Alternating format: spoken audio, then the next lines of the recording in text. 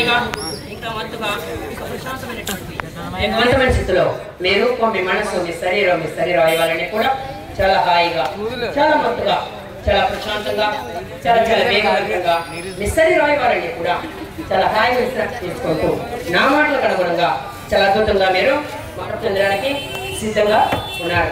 ఇప్పుడు నేను ఒకటి నుంచి ఐదు కలగబడేసరికి మీరు ఇంకా ఇంకా అద్భుతంగా అడిగేస్తూ ఎదురు అడిగేస్తూ హాయిగా ఇక్కడ ఒక పెద్ద రాయిదం ఉంది. ఈ పెద్ద అడవిలో ఒక పెద్ద రాయి చెట్టు కింద ఒక పెద్ద రాయిదం ఉంది.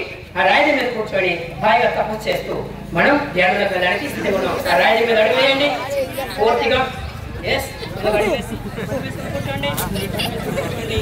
హాయిగా ప్రశాంతంగా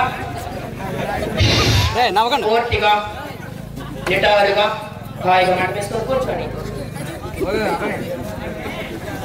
నిటారుగా పెట్టి ఇప్పుడు చేతిలో పూసలు ఎక్కిస్తూ పూసలు ఎక్కిస్తూ ఓం నమ శివాయ ఓం నమ శివాయ స్మరణ చేస్తూ ఉండండి.